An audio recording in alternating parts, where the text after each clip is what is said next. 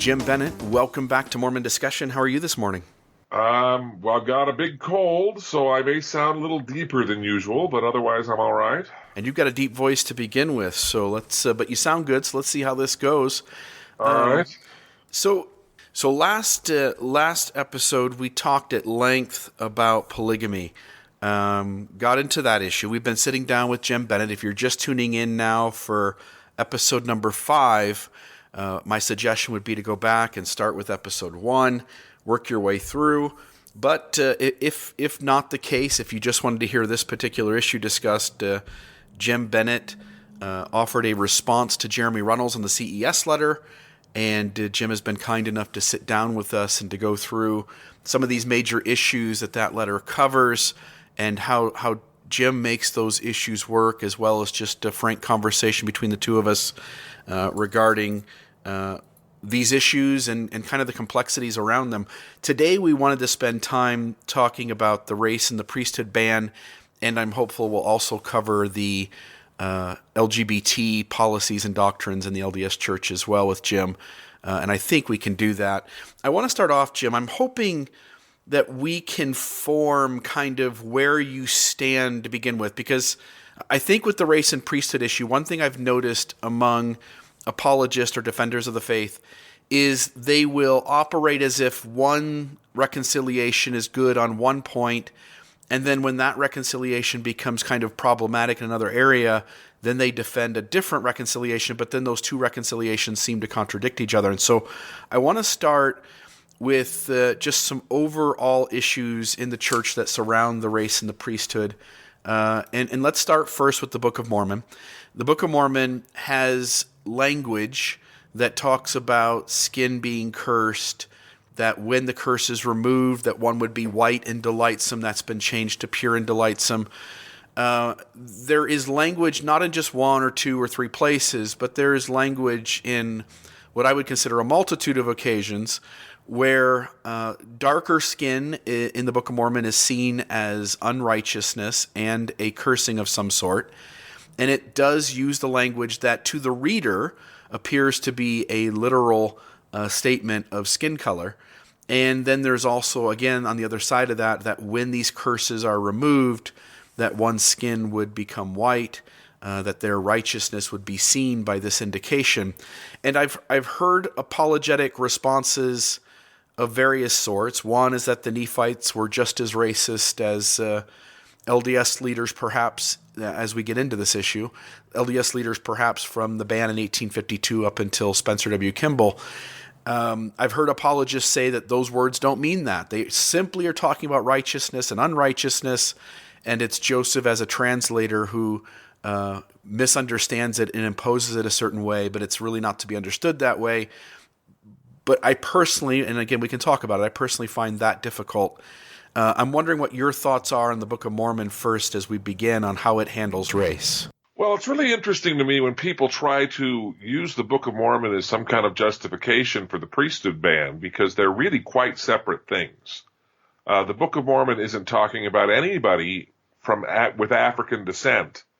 During the 2012 presidential campaign, when Mitt Romney was coming under fire, there were groups that would quote the Book of Mormon and say, well, see, this was your justification for the priesthood ban. And the Book of Mormon is referencing ancestors of Native Americans. And so it's interesting to me, it's always been interesting to me, that the verses in the Book of Mormon that are explicitly racist, and I don't think there's any way to say that those verses aren't explicitly racist, whether that racism is Nephite racism or Joseph Smith's racism, I think that's an ancillary discussion to some degree.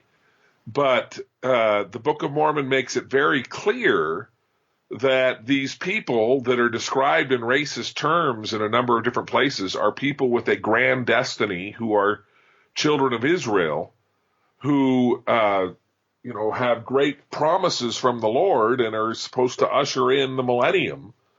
So the Book of Mormon is a far more racially complex document than I think it's given credit for. The fact that Second Nephi, I'm going to get the verse wrong, but all are alike unto God. God denieth none who come unto him, black and white, bond and free. That's been in the Book of Mormon since the day it was published, and it's largely been ignored for a great deal of time by people who were looking for reasons to discriminate against people who were racially different from them. So I mean, I'm happy to talk about that and get into that. I think that the references in the Book of Mormon are worthy of discussion. But if the issue is the priesthood ban, those verses were never used as justification for denying priesthood to people of African descent. And so I think we end up muddying the water a little bit when we start trying to use the Book of Mormon as justification for the priesthood ban, which, as far as I can tell, there's absolutely no revelation that begins the priesthood ban. There's a revelation that ends it, but there isn't any kind of a revelation that begins it.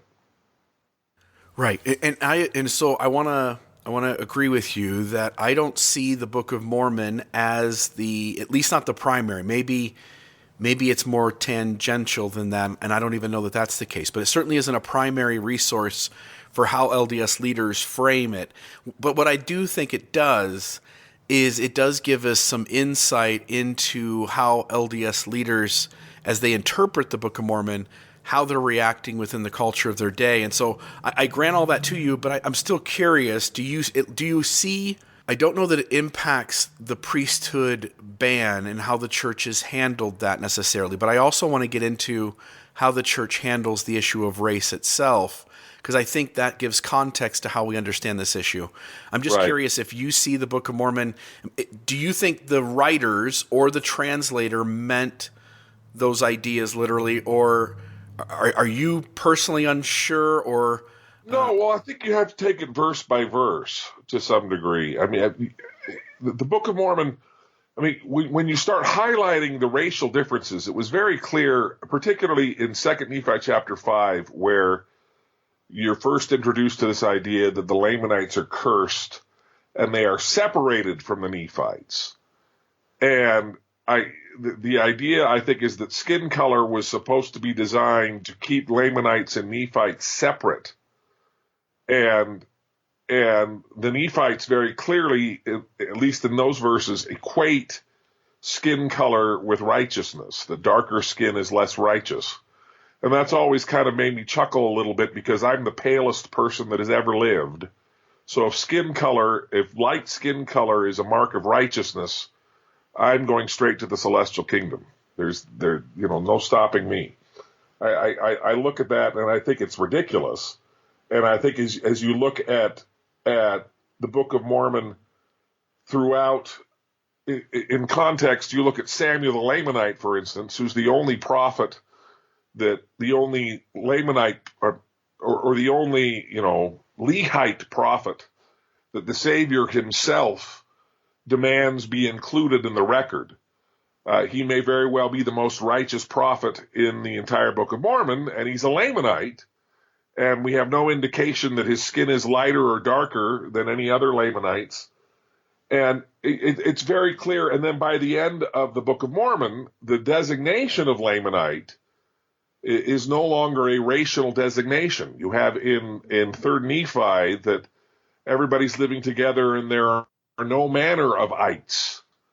And so all of a sudden, when the Lamanites resurface after a period of righteousness in 3rd Nephi, or in 4th Nephi, I'm sorry, the Lamanites are just people who no longer follow God. It's not a racial distinction anymore.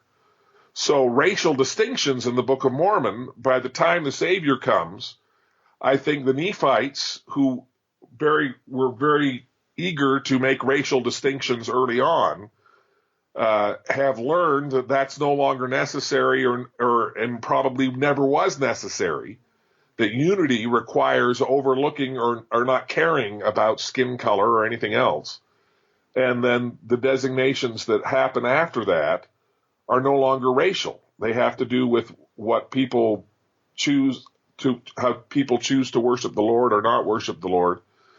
So I think the Book of Mormon in and of itself, to isolate the more racist elements of it, and I agree that they are there, and I think racism has been with us as a society of human beings from the beginning of time.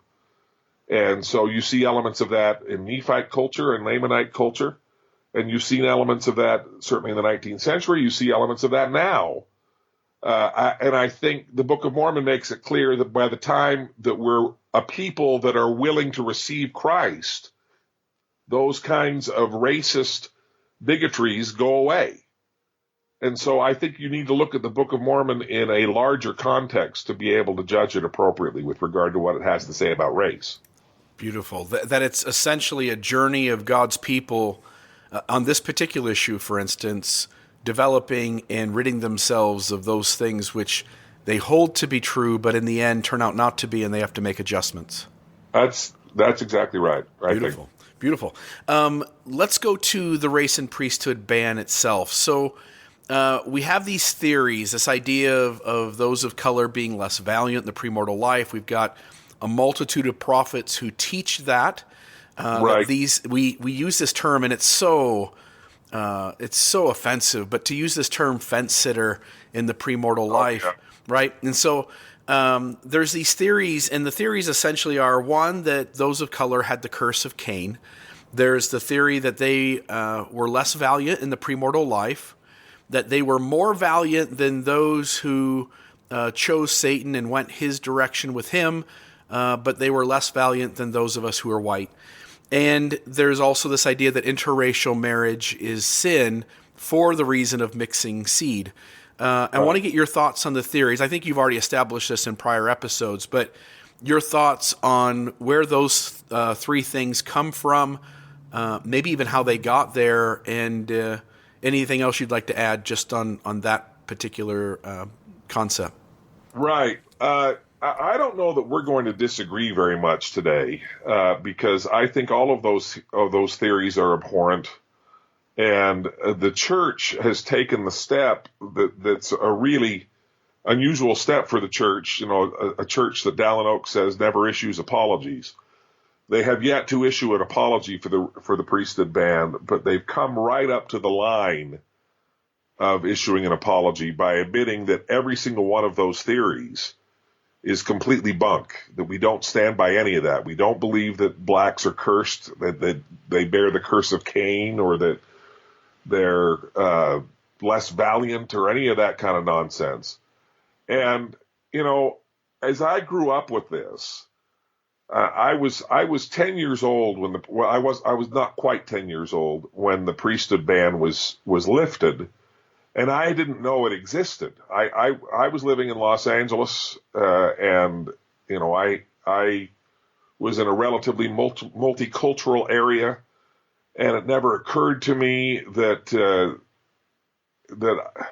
when I found out about the priesthood ban, I was embarrassed to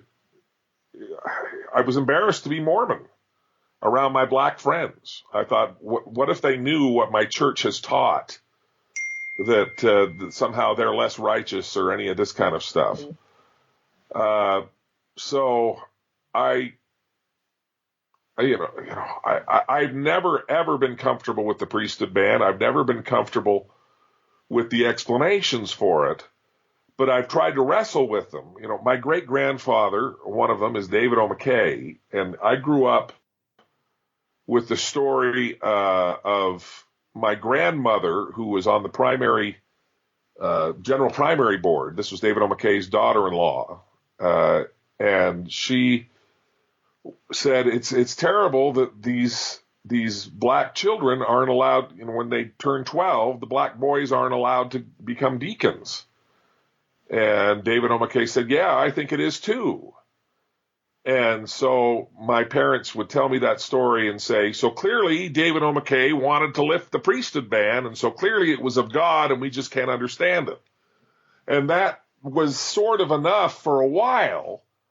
And as I got older and I recognized what had gone into the priesthood ban and how it was implemented and all of this kind of thing, I also read a wonderful book, David O. McKay and the Rise of Modern Mormonism. Have you read that book? Yeah, Gregory Prince. Gregory Prince. And David O. McKay in The Rise of Modern Mormonism makes it very clear that David O. McKay was a segregationist. And I read that and I say, well, he's a segregationist. So if he's, and he was clearly opposed to interracial marriage. He's clearly opposed to the idea of allowing black people to be entirely equal to white people. And I thought, well, if he's praying for a revelation, he's praying for a revelation that has conditions on it. One that says, well, yes, can we allow black people to have the priesthood, but still not allow them to marry white people and still make sure that they're kept in their place or whatever else?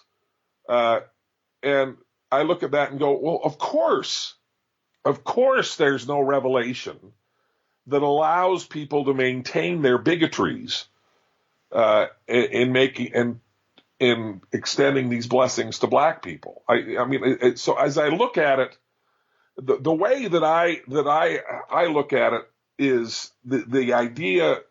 I also grew up in an area that was predominantly Jewish. And we used to get all of the Jewish holidays off for school, which was wonderful. We'd always go to Disneyland on Yom Kippur because no one was there. My debate teacher in ninth grade used to say, I love the Mormons because they're the Jews' first cousins, because we liken ourselves to Israel. We consider ourselves modern Israel. And I look back at Israel. You go back to the Old Testament and the children of Israel, the covenant people. And the one thing that is the hallmark of the covenant people is that they're constantly whining and they're constantly complaining. And you look at them and you go, what, these are the Lord's people?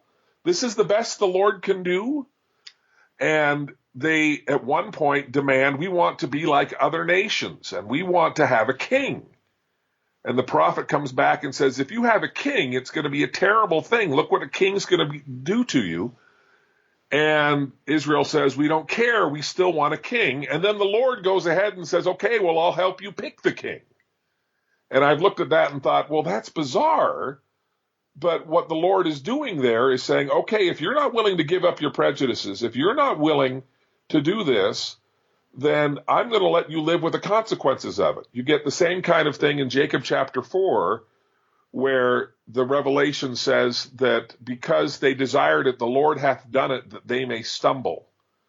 And Israel had a king for 400 years. We only had a priesthood ban for a little over a century. But I look at that and I say, okay, how could this happen? And how could the Lord allow it? And I say the same way that Israel had a king is that the early Latter-day Saints, the idea that black people were the descendants of Cain did not originate with Brigham Young and did not originate with members of the church. It was a common 19th century justification for slavery, which Brigham Young very clearly believed.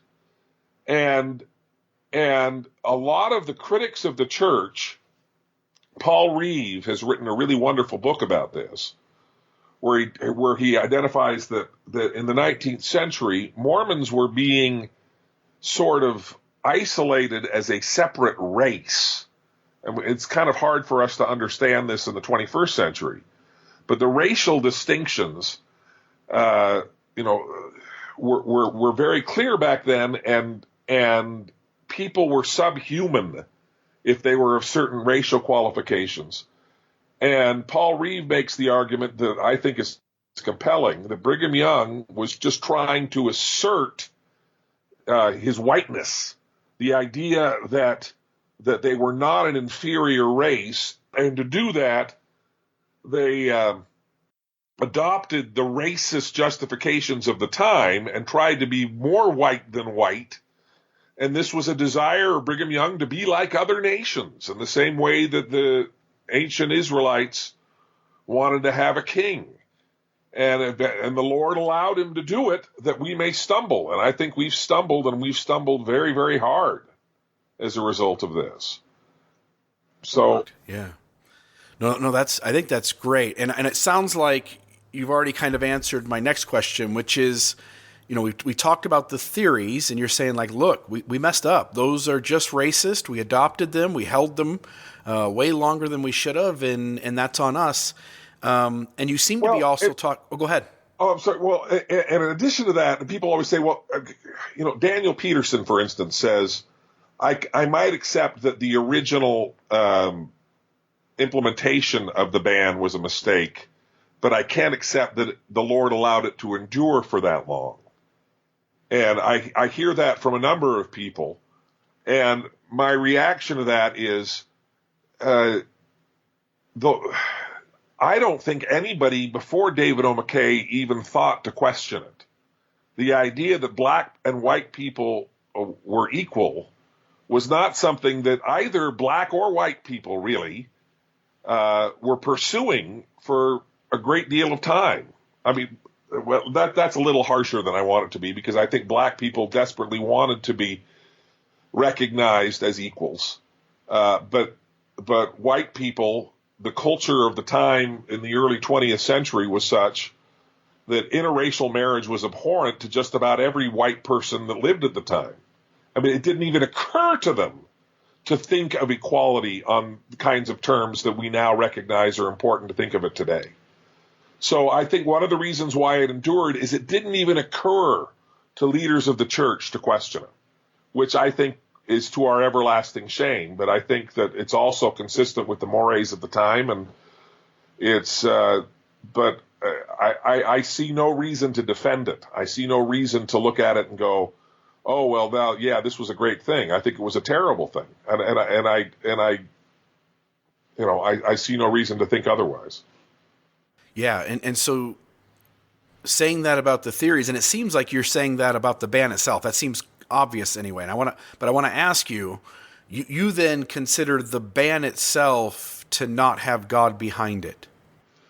Yes, to some, yes. However, I have a slight qualification to that, in that just as God was allowed Israel to have a king, God essentially said, as I referenced Jacob chapter 4, essentially said, if you want this, then you're going to have to live with the consequences of this. And if you want to lift it, you're going to have to completely abandon the racism behind it. Because I very much believe that Spencer W. Kimball's revelation was indeed a revelation, lifting the ban. But the reason why it took that long to get the revelation is that God was not willing to compromise with David O. McKay or anybody else and say, yes, you can lift the ban to some degree, but you can still keep blacks in their place to some degree, which I think is what David O. McKay was asking for. I mean, I can't judge any of these men's hearts, and so, but that's essentially my theory and my understanding of it, is that God was not willing to give that revelation to anyone who was not willing to allow blacks to be completely equal to whites in every respect. And that's what the 1978 revelation did. Although you still see the lingering effects of the century of racism, as people, even recently, the BYU professor who was interviewed by the Washington Post. Do you remember that? Yep. I think he ended up losing his job over that. And ended up losing his job over that, but he was essentially just saying things that the church had been saying for over a century, and the church is now embarrassed by all of that, and rightly so, I think. But the actual revelation, the actual extending of the blessings, I think God was saying, okay, if you want to deny these blessings, I'm not going to let you get rid of this by half measure. I'm going to demand that you recognize the complete equality and the principle that you've ignored in the Book of Mormon, that all are alike unto God. Until you can recognize that, I'm going to let you stew in your own juices and live with your errors until you're able to completely repudiate them. So that's where I think God's hand in it was. I don't think he had anything to do with its implementation, but he wasn't willing to lift it until we were willing to accept the consequences of what we had done. Gotcha. And the listener is going to definitely hear this. You may be hearing it. We've got a landscape crew outside cleaning, so you may hear a blower. Oh, I haven't heard that yet. But anyway, we'll continue.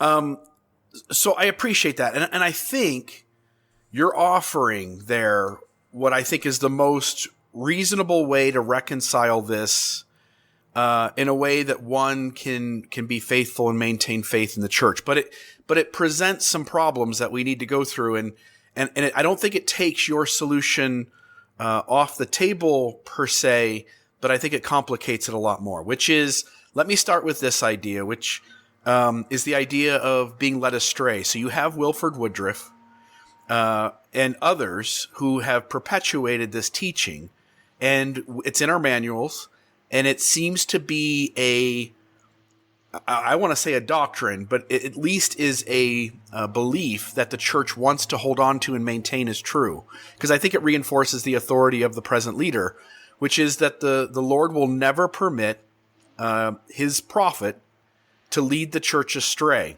And I'd love to know whether you agree with that first. And then if you agree with it, you seem to be acknowledging like God allows his prophets to go off the rails to some extent on these things. And so whatever it means to go astray must be something even more serious. And I wanted to have a conversation about what that meant to you. Well, I keep going back to the children of Israel, because you look at the relationship between the covenant people of the Lord in the Old Testament and the covenant people of the Lord today, as acknowledged by the Church of Jesus Christ of Latter-day Saints. And the covenant people of the Lord in the Old Testament times wandered in the wilderness for 40 years and complained the whole time and whined and moaned and did all this kind of thing. And the idea that this whole idea of being led astray is really an interesting one, because it ends up being equated with infallibility. That if you define not being led astray as being the Lord will never allow a prophet to make a mistake, that I think flies in the face of the central doctrines of the church, which is that we came down here to exercise agency.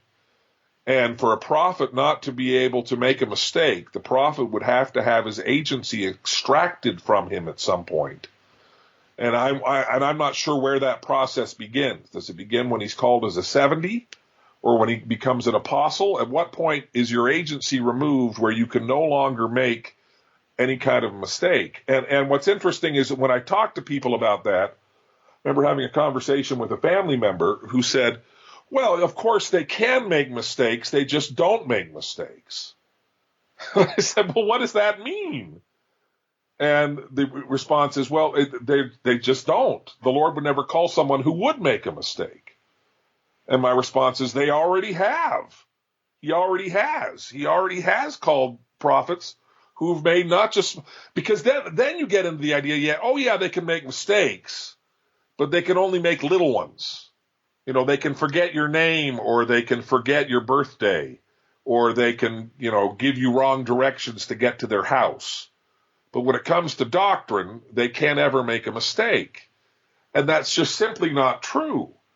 And not only is it not true, it flies in the face of the doctrine of agency. And you look at the way the Lord has dealt with his people throughout all of history and throughout all of Scripture. And you find people, you find the children of Israel, you find the Nephites, you find all of these people who make terrible mistakes and fall into pride and do all kinds of terrible things. And the Lord is constantly having to use those mistakes and errors to teach them and school them in order to be able to prepare them to be the kind of righteous people he wants them to be. So it's interesting, because the whole idea of not being led astray, Brigham Young, I'm trying to pull it up here because I was just reading this the other day.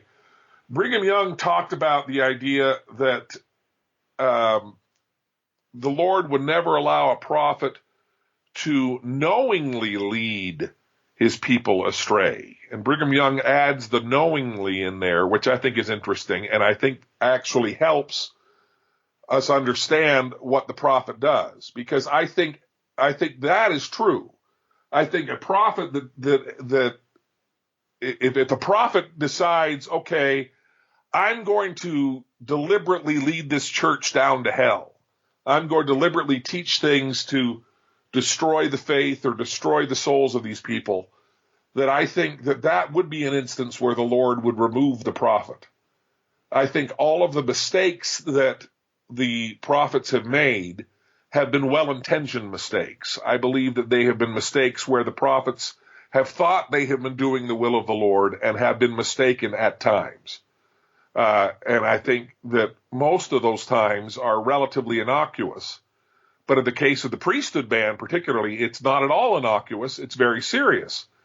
But I do believe that Brigham Young believed at the time that that was the will of the Lord, and he was mistaken. So the idea that any idea that prophets are infallible, I think always needs to be challenged, always needs to be questioned, because infallibility and agency are entirely incompatible. And so it also gets down to this idea of what doctrine is. To say, okay, well, is this policy or is this a doctrine? And the word doctrine has this sort of magical weight to it that assumes that if something is a doctrine, then it is entirely free of error. It in and of itself is somehow infallible. It can never be questioned. It can never be changed. And I don't see any evidence that the Lord has ever communicated the idea that we are always free from error, that there is something that is completely free from error and that can never be improved. I see precisely the opposite, this idea that we learn line upon line, precept on precept. The Lord there are many great things to be revealed in the future. And so I think this church, more than any other church, ought to recognize the possibility of error and the possibility that there is more to be revealed and that there is more to learn.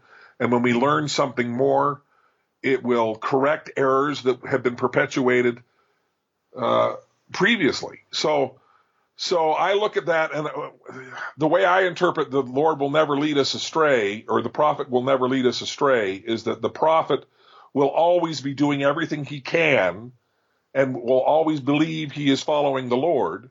But I do not interpret that to mean the prophet will never make mistakes, or that he can't make serious mistakes, because I think the prophet can do both of those things and has done both of those things. Perfect. And again, I think that's the most tenable position to hold. In fact, I would say any other position is completely untenable.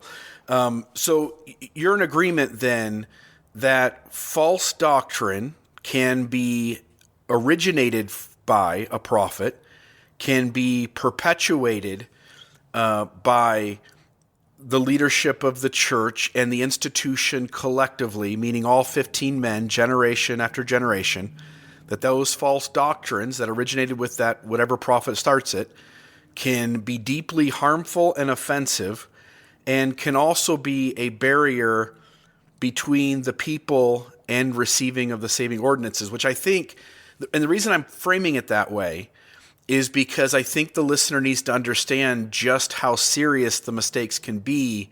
And I agree with you that it's the only way to reconcile all of this is to allow these men to be this extreme in their errors.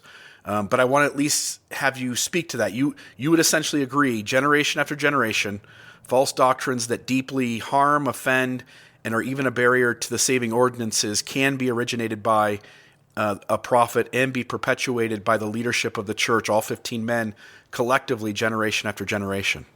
Well, I want to agree with two qualifications. The first being that the Lord is more than capable of cleaning up after the mess that his servants make. You talk about the denial of saving ordinances, and yes, for over 100 years, saving ordinances of the gospel were denied to a whole race of people. Those saving ordinances will be provided to that whole race of people prior to the coming of the Lord, or at least in the millennium. Eventually the Lord cleans up after that. That mistake will be rectified. I also want to point out that I fully believe that these 15 men get a whole lot more right than they get wrong. Because I think when we start talking about this, when I agree with you, it sounds like I'm saying that this is predominantly the action of these 15 men, when I think precisely the opposite. I think they've gotten a great deal right. I think that they do a great deal of good. And I think that they have been given an overwhelming responsibility that requires, that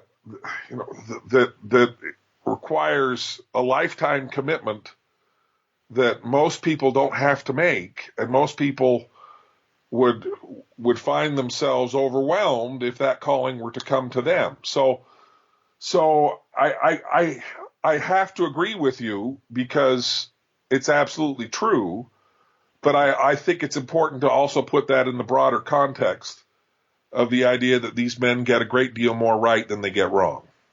Perfect.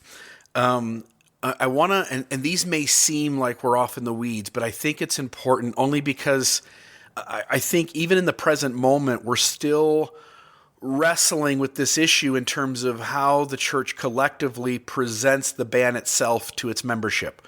So when the Race and Priesthood essay came out, and I think it was 2013, soon after, the very next General Conference, or the conference after that, and then the one following it, we get two quotes, one from Elder Christofferson and one from Elder Anderson, and they seem to be responding directly to the Race and Priesthood essay, which was causing people who read it. It was kind of the first time anyone in the church could read something official by the church that was disavowing these theories that all of us who didn't know any better perpetuated even in 2012 and before.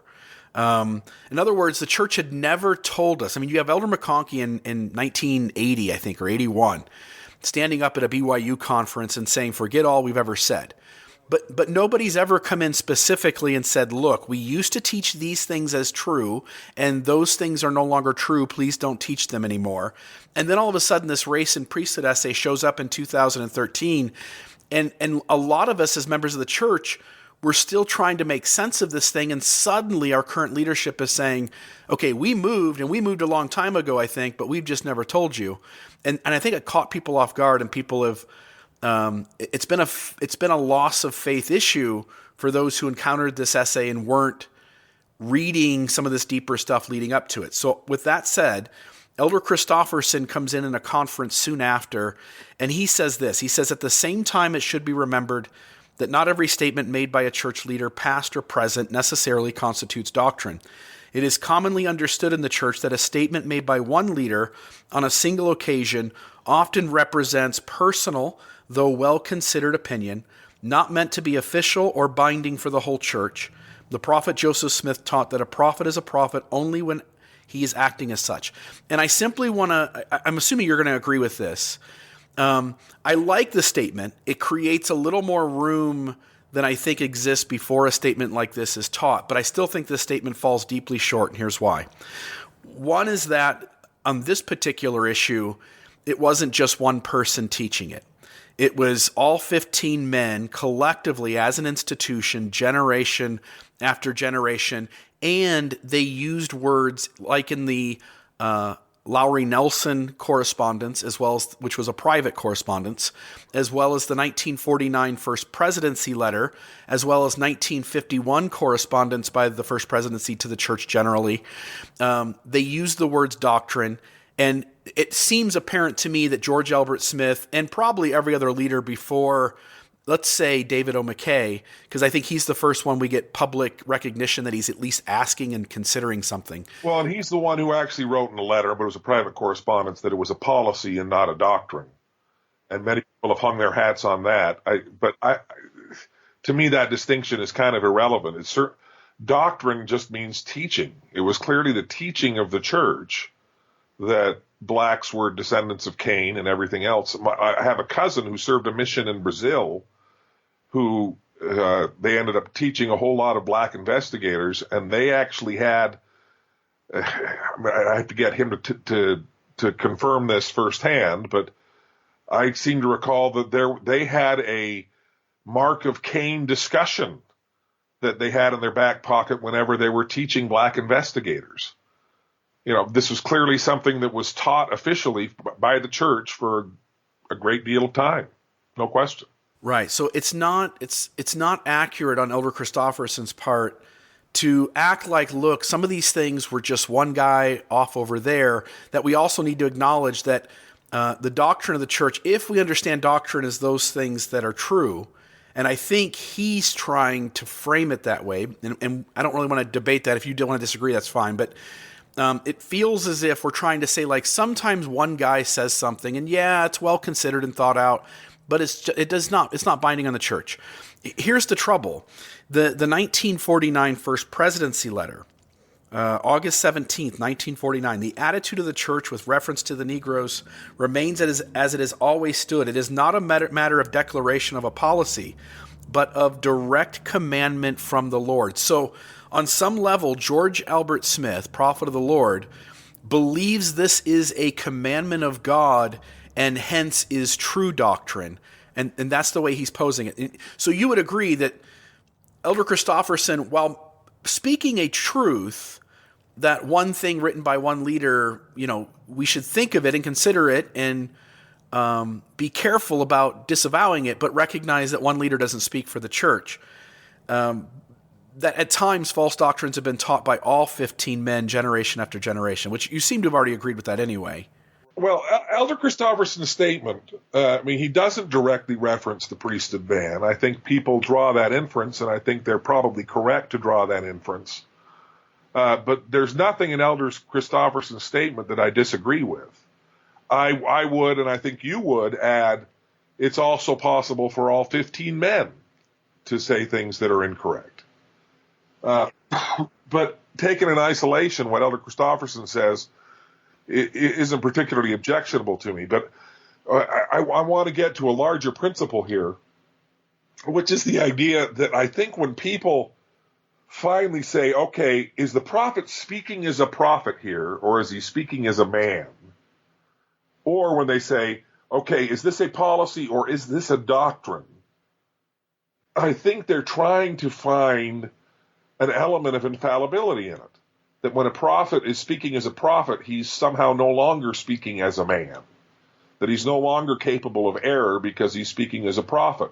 Or that if a doctrine is a doctrine and not a policy, that it is eternal and can only be interpreted in one way and doesn't require any additional spiritual effort on my part to understand or appreciate. I think whenever anybody does that, they're sort of punting their own spiritual responsibility to gain a testimony and to gain a proper understanding of what it is the Lord wants them to know through direct contact with the Lord, not through just saying, well, George Albert Smith said this was good, so it's good enough for me. I don't think we are ever supposed to just do that. I think we are always supposed to get our own testimony and reach out to the Lord himself and get our own understanding of doctrines and of teachings. And I think we are to listen to and respect the authority of those who teach us, but the responsibility to have an understanding of what those doctrines mean and their truthfulness ultimately lies individually with each member of the church. So whenever this comes up and whenever these things are discussed and whenever we're trying to talk about, well, gee, is the prophet acting as a prophet or is this really doctrine?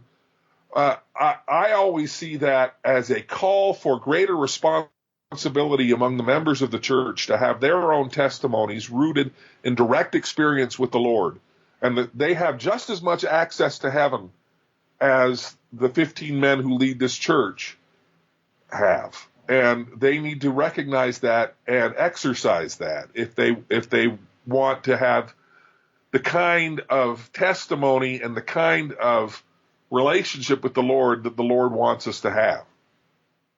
So I agree. Even as one who no longer is inside the church, I'm going to fully agree with that. I too think that people need to think for themselves and need to be spiritually in tune with Heavenly Father to know when things are on the up and up and when things are not exactly where God would have them be. Like, I get that. It's an individual responsibility.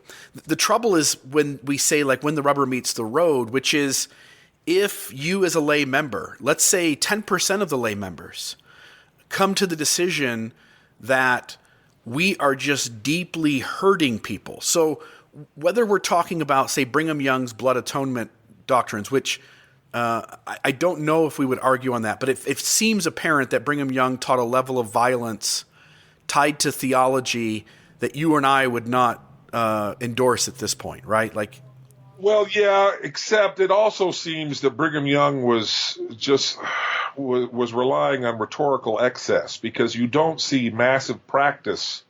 I don't even think you see the essay that mentions blood atonement says there is one documented instance of somebody doing that, but then doesn't say what that documented instance was.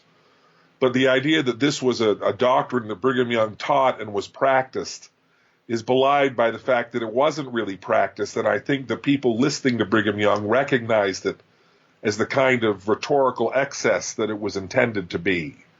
I see that as Brigham Young spouting off and going too far in spouting off, but I don't see that as Brigham Young instituting a doctrine that became that was implemented in practice. Okay, so at least agreeing that on some level he taught it, and again, I'll even concede that it's not, we don't have any direct examples beyond maybe one of him implementing it or others around him implementing it.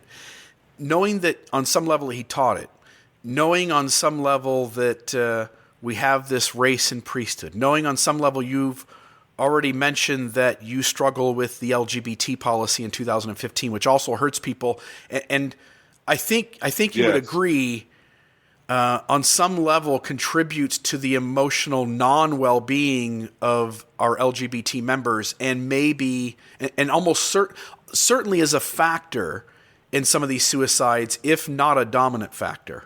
I would agree 100% with that. Yeah. So in recognizing that the church is hurting people at various times in its existence, and you saying, like, hey, everybody has a individual responsibility to decide what's right and what's wrong, my argument back would be when the rubber meets the road, there's no real way the church gives us to raise a hand and to say, we're not going to hurt these people anymore. Like, yeah, you can think it, you can keep it inside your head, you can disagree in the most soft language that allows people to continue their beliefs, but there's no real way to put your foot down and say, like, I'm going to push for this to end because this is not okay. And I gotta believe, I know there's this argument that Jesus allows us to mess up, and God is allowing us to mess up because people have their agency. But at the same time, I also would think Jesus would expect me as an individual inside the church to raise my hand and to say, I'm not going to go along with us hurting these people this way. I'm just curious if you would admit, like, there really isn't a functional way to do anything once you decide from God that something's not right. You know, I'm trying to think of the way to frame this. I think one of the biggest challenges of discipleship is recognizing that sustaining leaders does not require agreeing with leaders. And what I mean by that is I think, for instance, if in 1965 I had decided, okay, we are hurting black people by not giving them these saving ordinances, I'm going to ordain them to the priesthood. I'm going to defy my church leaders, and I am not going to abide by this policy or doctrine or whatever we want to call it, and I'm going to go rogue and do all of this. I would be removed from the church because I would not be sustaining my leaders and recognizing their authority. I think that church leaders have the authority to do what they have done, and that in most instances they have exercised that authority appropriately and done the right thing, But in these cases, in the case of race and the priesthood, and I believe in the case now of particularly the policy implemented in 2015, they are doing something that I fundamentally disagree with, that I would agree is hurting people. And I wrestled with this more than I think I've wrestled with anything else. I mean, with the priesthood ban, I wasn't aware of it in order to wrestle with it. I was too young to recognize what it was, or I didn't even know it existed.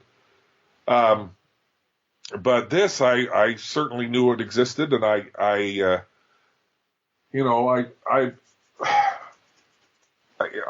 had all kinds of experiences in the theater community, particularly. I think I've spent more time around LGBT people than most members of the church would, and I mean, that sounds a little bit like some of my best friends are gay, and that's always a terrible thing that sounds dismissive. But the reality is that I love and appreciate a number of LGBT people, and recognize that these are. I have yet to meet anybody of any orientation that has ever chosen which sex they're going to find attractive. When I talk to people who think that homosexuality is a choice, I say, okay, well, at what point did you decide to be straight? I mean, nobody ever makes that decision. It's something that comes to them when they find who they're attracted to, and it's not something that anybody makes a choice about. They certainly choose how they act on it, but that's a whole other separate discussion. Anyway, when the 2015 policy came out, which not only I think was punitive towards LGBT people, but it was punishing innocence. I mean, complete innocence. If you want to say that being gay is a sin, and I don't believe that, but if you want to say that, then why would you punish the innocent children of people who are gay? Straight children. You're denying them blessings for no reason at all, and which seem to fly in the face of the second article of faith, which says we believe men will be punished for their own sins and not for anybody else's. And the whole idea that the Savior said, suffer the little children and forbid them not to come unto me.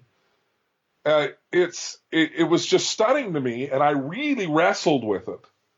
And as I said in the previous discussion, I was surprised at how many people were eager to see me gone because I was having a problem with this. And I can probably count on one hand the number of times where I feel like I have gotten a clear, distinct answer to a prayer that was genuinely revelatory, that I felt like, okay, the Lord is speaking directly to me, and I'm getting a very clear message. And the very clear message I got on this occasion, after a great deal of struggle, was a very peaceful, clear message from the Lord, asking, I mean, if I put it into words, the words would be patient, it will all work out in the end. Now, I don't know when in the end means or when it will all work out, but the command I've received from the Lord is patience. I need to be patient with my leaders. I need to be patient with the church. And so that's where I am. But I also,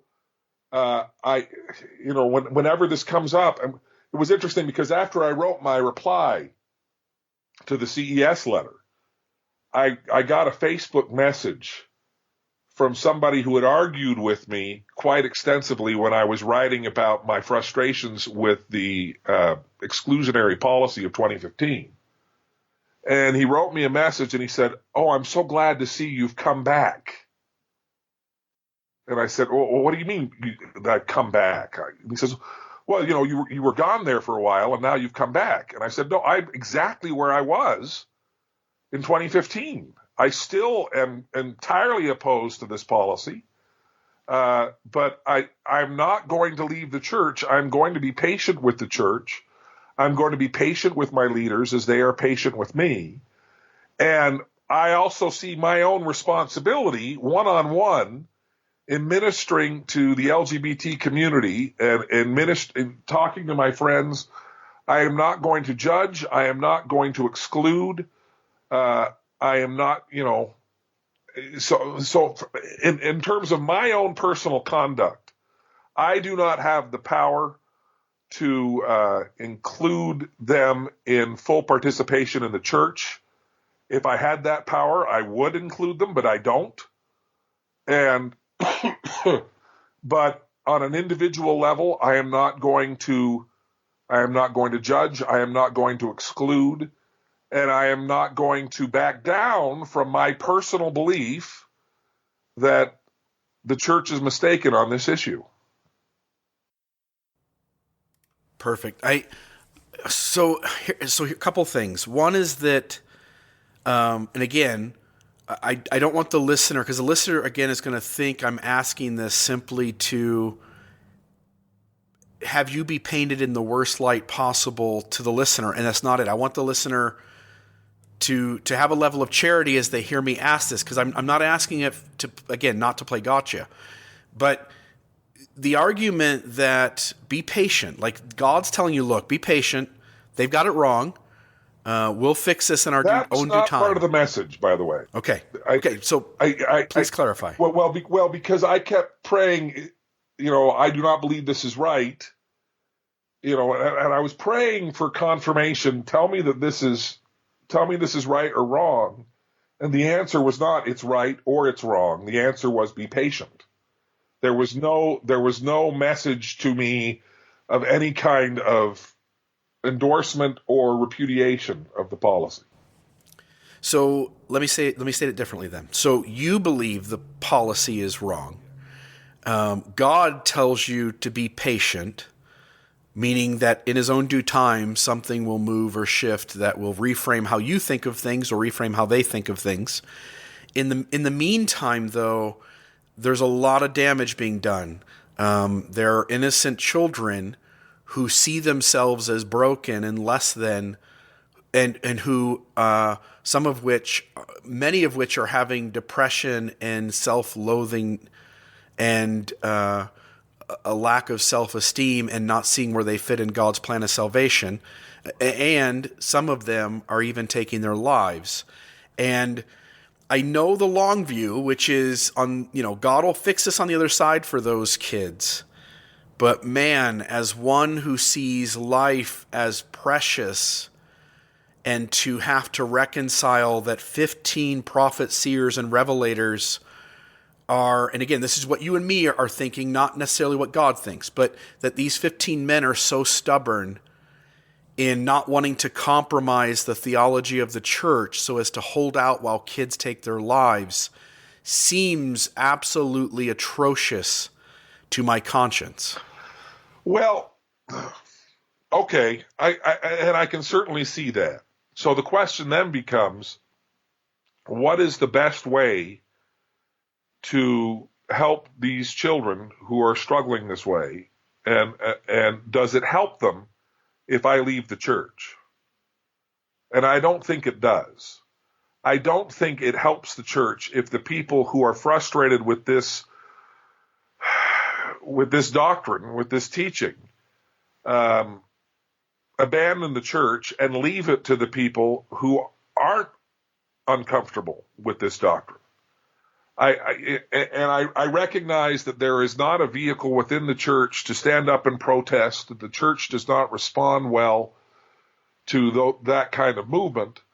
But the reality is, you look at the surveys of millennial Mormons, and people Jana Reese has a wonderful book coming out. I haven't read the book yet, but I've read a whole number of her articles that have referenced the data she's gathered, called The Next Mormons.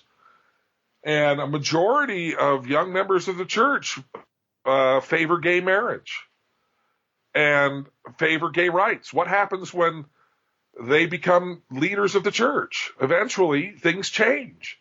The reason why these 15 men are not receiving revelation that allows for more inclusion of LGBT people in participation in the church is, I think, the same reason why prophets did not receive revelation about the priesthood ban, because I don't think it even occurs to them that there's a possibility that that there could be something righteous in homosexual sexual relations, that there is a possibility that there is some righteous purpose for that there is a way that can be righteously exercised. And everything we know about Revelation is the idea that it only comes when we ask questions and when we want it. And that was a basic principle taught to me in primary. I keep coming back to the word of wisdom being Emma being mad about washing tobacco stains out of wooden floors. I remember as a little kid thinking, well, that's really kind of convenient that they receive an answer right then. And I think I even said something to that effect. And I can remember a primary teacher saying, well, that's what you ask a question. You only get an answer when you ask a question. So I don't think that members of the 12 and the first presidency have even thought to really genuinely ask the question, which is why we're not getting the kind of answer that I want. But I'm going a little far afield from your question is you're saying, okay, you're staying in a church that is doing things that are hurting people. And I can't argue with that, except to say I'm staying in a church that is also doing things that are blessing the lives of far more people than they are hurting. And that's kind of a ratio that you say, well, okay, but how do you deal with this other element of it? And the way I deal with it is to say that I think that if people who are uncomfortable with this policy and who disagree with this policy, I think if they were to leave the church, I think that long term that does far more damage to the people who are hurt by this policy than it does for people to be patient and to be able to, with using the principles of Doctrine and Covenant section 121, only by persuasion, by long suffering, brotherly kindness, and all of these kinds of things. The Lord expects us to be patient, not with our leaders. That's one of the commandments of the Doctrine and Covenants, is His word ye shall receive with all patience and faith. That the first word is, you need to receive His words as authoritative, but you also need to be patient with Him. You need to recognize that the Lord is extraordinarily patient with us, and we need to be patient with Him. And so I reconcile that by not denying, yes, that there are people who are suffering, and there are people who are in pain as a result of what this church is doing. But abandoning the church in the process, I think, exacerbates the pain rather than ameliorates it.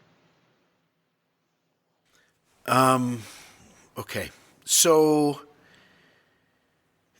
let me ask you this, because you said earlier this was a different sort of question, and let's ask it here. And we're bouncing back and forth because I think the race and the priesthood and the LGBT issue, the exact same principles and mechanisms are in place. And so I think you can essentially substitute one for the other. And for the most part, you can get at the same concepts and ideas that are at the heart of why we're talking about these two issues.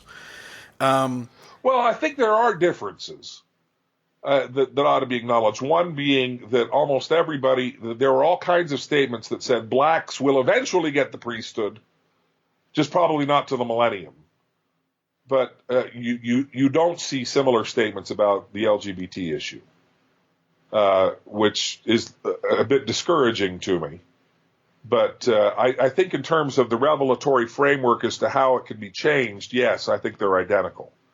But I think in the way that it's been taught, there are also obstacles in terms of Latter-day Saint doctrine with regard to the idea that the highest degree of the celestial kingdom involves eternal increase. And so that stands, I think, as an obstacle. We'd have to really rethink that theology or rethink how we understand eternal increase to say that two people of the same gender could be sealed in the temple in the same way that a heterosexual couple could be sealed in the temple.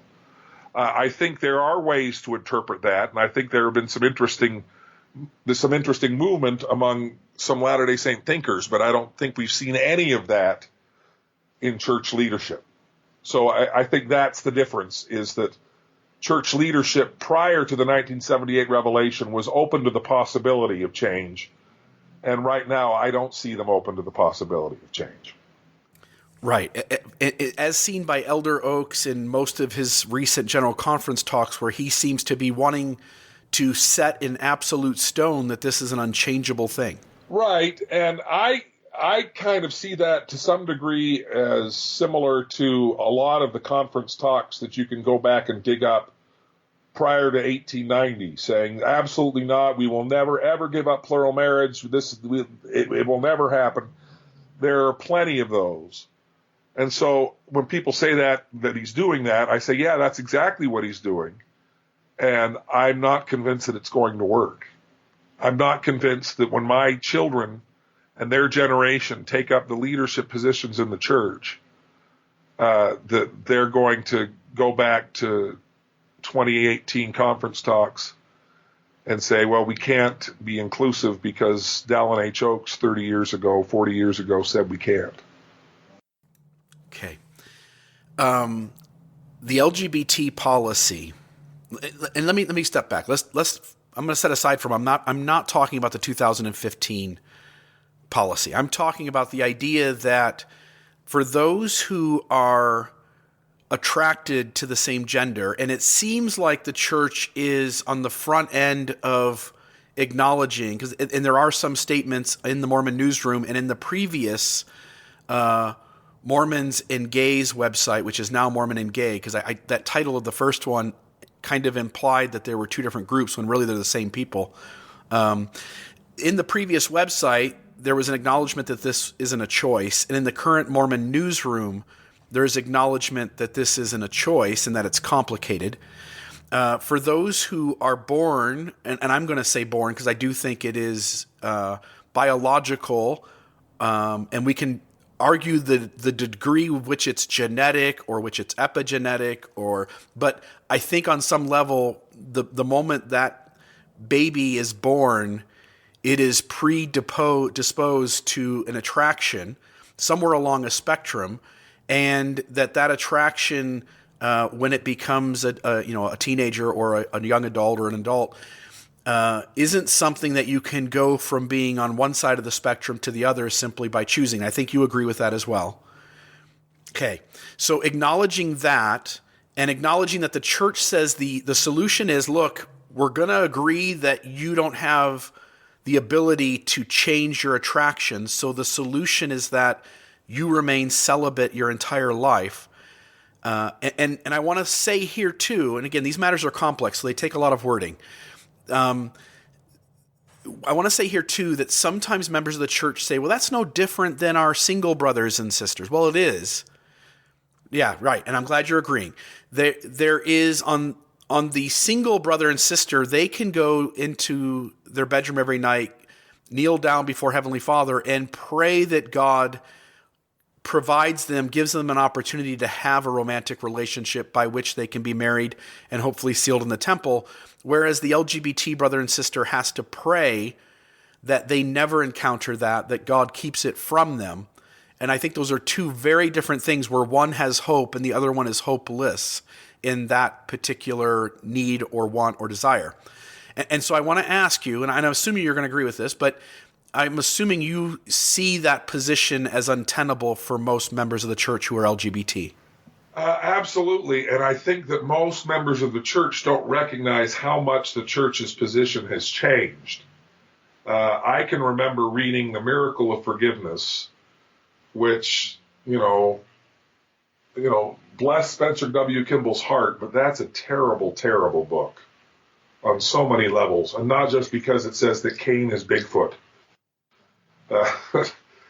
But it talks about homosexuality and uses the word pervert and everything else, and it's as derisive as it could possibly be. And then there's one passage in it, and I should pull up the actual words, but he essentially says that homosexuality is curable, and the Lord at one point said, knock and it shall be opened unto you. So how can you know that the door to cure isn't open until you've knocked at the door until your hands are bloody. You know, I just imagine these bloody stumps of hands pounding on a door saying, change me. And Spencer W. Kimball's final summation is, it can be done. Well, no, it can't. It can't be done. And we now recognize that. And in the days of the miracle of forgiveness, the fact that we called homosexuals perverts who were choosing to be gay at least had the benefit of being logically consistent with our policy. Because if homosexuals choose to be gay, then we are entirely justified in withholding all these blessings from them if they are voluntarily choosing a sinful life. Well, now we have an inconsistent position that, regardless of how you feel about it morally, is logically untenable. Because now we say, you don't choose to be gay. This is not a choice. You don't choose to be gay, and nothing you will do will change to whom you are attracted. However, there is absolutely no righteous outlet for those feelings. And you need to shut that off, and you need to deny that entire part of your soul, either now and probably through eternity. I mean, we have statements that people say, well, yeah, homosexuals are homosexual now, but when they die and they're resurrected, they'll be heterosexual. And I look at that and say, you know, that flies in the face of all kinds of scriptures that talk about the same spirit with us now will be the spirit that accompanies us into the eternities. And I try to imagine, I think, you know, how you're talking about sexuality is not just about a physical attraction. I mean, it's one of the fundamental definers of who we are. And to say that, you know, you're going to be the same person, only straight in the next life, becomes this sort of, you're going to be this entirely different person from who you are now. And that flies in the face, I think, of our understanding of how, you know, how that same spirit that's with us now will be with us in the next life. So not only, I think, are there moral issues with that, I think it's logically untenable. And I think that's one of the reasons why it can't endure. It has to fall down one way or the other. We either have to go back to the miracle of forgiveness position and start trying to pretend that homosexuality is a choice, even though that flies in the face of every piece of data that we have on the subject, and the church has finally admitted that that's not true. So if that's not true, and if this is not a choice, and if, you know, if the Lord has made you gay, then the Lord must have some kind of righteous purpose for that. And we haven't gotten there yet. But I don't think we have any choice as a people but to get there eventually. Because logically, it just can't stand the way it is. As you're agreeing that position is untenable, it's not emotionally healthy for these LGBT folks, and I want to get your thoughts. I mean, it feels to me, by agreeing with those two things and recognizing, and this is only me saying it anecdotally, I don't know the data, but it feels to me, having had conversations with a ton of people and having watched this both as an insider and now as an outsider, it feels like for most LGBT members of the church, they eventually end up outside the church because that position is untenable. My question to you, and I'm not debating that there isn't good in Mormonism. I think there is. I have said on numerous occasions, Jim, that 17-year-old me was blessed deeply by Mormonism. In fact, Mormonism worked so good from probably 17 to about the age of 30 that I was made a better person by having Mormonism in my life. So I'm not debating that there isn't goodness there. What I want to point to is that this unhealthiness for an LGBT member is so toxic that I think that those folks are better off and healthier and have a better chance at a healthy life outside the church than in it. And I'm curious if you think the same thing. I have members of my family who are gay who are still active members of the church. I also have members of my family who are gay who have left the church. I have wondered what I would do if one of my children were to come to me and say they were gay and what should they do and what kind of counsel I would give them. And the conclusion I have come to is that if somebody is gay, if somebody is lesbian or is transgender and comes to me and says, I can't stay in the church because it's too toxic for me, my reaction would be, I will love you as much when you are outside of the church as in the church, and hopefully the church someday will be a place where you will not feel that way. And hopefully you will come back when that is the case. But so I don't know if that's a cop-out. I would fully respect the decision of somebody who felt like they couldn't stay in the church and had to leave because of this particular teaching, because it's too toxic and too hurtful. I would respect that decision, and I would continue to love them.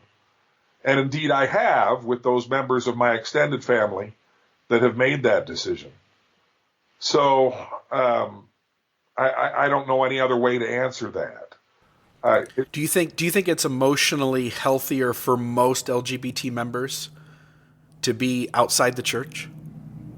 Like that seems, and I get it. Here's my point. I know there's a hesitation, and I understand the hesitation because it again, going back to the idea that when the rubber meets the road, we can't really say exactly sometimes how we feel, because this church, if Dr. Lowry Nelson... It's not an issue that I'm worried that the church is going to come after me if I answer it one way or the other.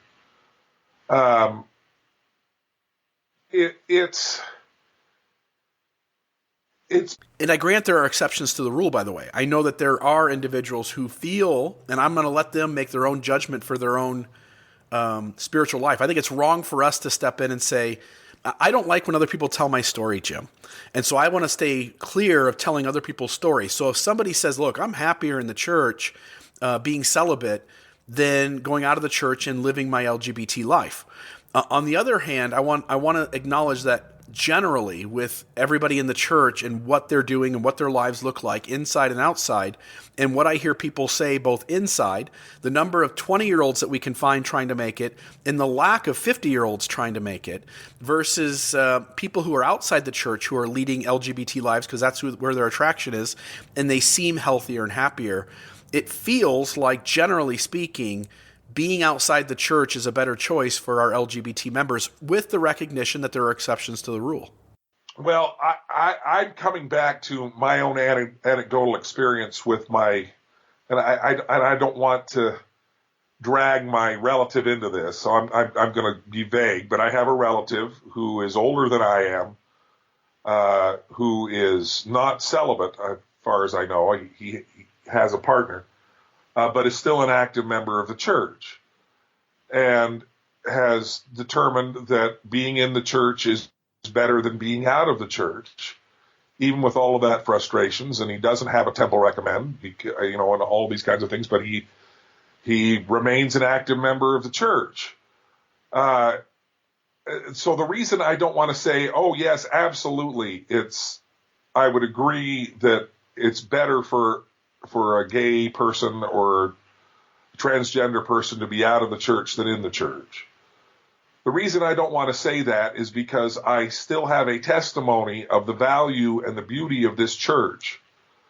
And I see the benefit of it in so many other aspects of life. I think you probably have to make the kind of equation my relative has made in saying, okay, well, I'm not going to be able to participate fully. I'm not going to be able to go to the temple I'm not going to be able to do these other kinds of things, but I still think there is value and benefit here. So I recognize that I don't like where the church is on this issue, but I don't want to say that the church is a terrible thing, because I don't think the church is a terrible thing. I think the church is a wonderful thing. And I think even for LGBT people, there are all kinds of blessings and benefits that can be found in church membership. Although if they make the decision and determination that the toxicity is just too high and they can't handle both and they can't reconcile both, I don't judge them for making that determination. But I can't quite get there from here in saying it would be better for all LGBT members to simply leave the church. I can't quite get there. I'm not there yet. Maybe I will get there at some point. But at the moment, I look at it and say, the church has been such a tremendous blessing in my own life and in the lives of so many people that to say that there's absolutely no place for anybody who is LGBT to participate, and maybe I'm deluding myself, but I just don't believe that yet. Yeah, and in some, and again, I want to honor your relative. God bless him for being able to, one, do that, and two, for being in a ward and a stake that is allowing him to participate at the level he wants to, with the recognition that Leader Roulette. Yeah. Well, and Frank, that's an issue. I mean, he said he'll never move from where he is because he's afraid that he wouldn't be allowed to do that if he were to go somewhere else. Right. The church institutional, like that ward's an exception because it's operating in a way that seems to distance itself from the way the institutional church would like those wards to handle this situation. In other words, the handbook seems to make homosexuality a degree of sin that requires a disciplinary court. Right. It doesn't require the outcome, and I think that they've leaned heavily. I'm not even sure if he's ever faced a disciplinary court. I was trying not even to use a gender pronoun, but I don't think he's ever faced a disciplinary court, and so his ward is probably just the exception the other way. Yeah, it's the exception of the rule. Yeah. And so he's lucky. Most wards wouldn't. And so again, most LGBT members feel like the only option is to be celibate or to be excommunicated. Right. Okay. And that position you've agreed is untenable. And I'm simply saying for those who live in wards and stakes that seem to adhere more closely to what the leadership wants, I'm not asking you to say, are all members better outside? I'm asking you if most members are likely experiencing a healthier life outside the church if they're LGBT. And I think those two questions are very different, because I'm not asking you to put everybody in a box, but I'm asking if you can validate that for most LGBT folks, outside the church is going to be, they're experiencing a healthier space. I guess I'm quibbling over the word most. Because I don't want to quantify it, and I'm hopeful that the Lord is giving answers to LGBT people along the same lines as the answers he's giving to me, telling them that there is hope, that if you stay, that there will be changes. And so if I were to say most, I'd be belying the idea that I think it's going to change, and I think it is going to change. So what I will concede is that there are many LGBT members that are having a healthier spiritual life outside the church than within it. And in a better emotional well-being. And better emotional well-being, yes. Okay. And I'm happy to, let's go that far and I won't push anymore. So, which raises the next question. So if all 15 men, so you agree, I agree, the science, the data points to this being just a human thing. Like, just like a small portion of us are left-handed, there's a portion of us who don't fall into the heterosexual side of the spectrum, right? And knowing that the data points us to it's not a choice, that on some level this is just a human thing, and not even human, like in the animal world we see it as well. It's not even to say like it's some carnal thing, like even penguins are there. That's who that penguin is, and so he finds another male penguin, and that's where he finds his attraction. So knowing that it's evolutionary, knowing the data points us there, knowing that it does deeply contradict with much of our theology. For instance, and I'll bring the November 2015 policy back in, for Elder Christofferson to stand up there and say, nothing is lost. They can come back when they're 18. It flies in the face of what we say as members in the church. We say things like, thank goodness my teenagers have the Holy Ghost, because there's so much pressure in schools to make bad decisions and to be persuaded by peer pressure. And then on the other hand, to say these children of gay people, they don't need the Holy Ghost right now. They can do without it, and if they come back and they're, as an adult, then nothing is lost. It sounds like you would agree that doesn't work. That's not coherent. That doesn't work at all.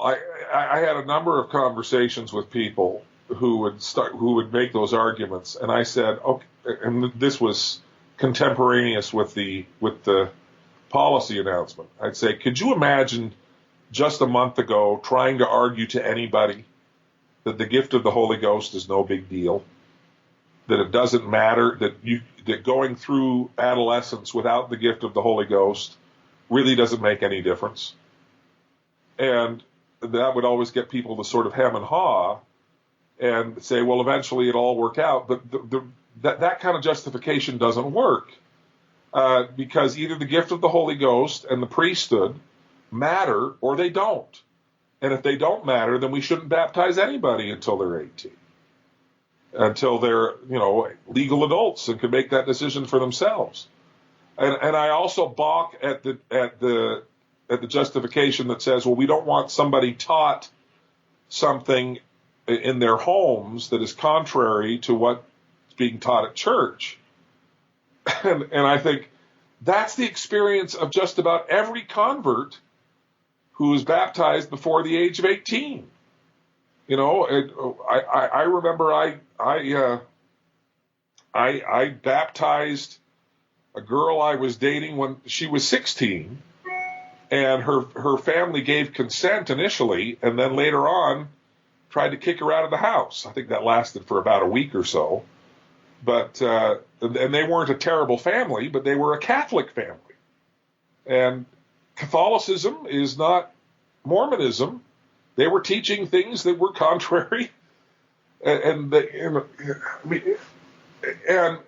it's stunning to me that if a convert is baptized in a home where the parents are alcoholics or the parents are, child abusers, they're definitely being taught things that are contrary to what the church teaches.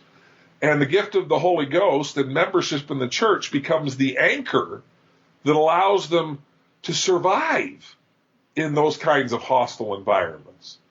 So all of the arguments justifying the November policy, including the ones that Elder Christofferson made, really fall flat with me. I see no validity in any of them.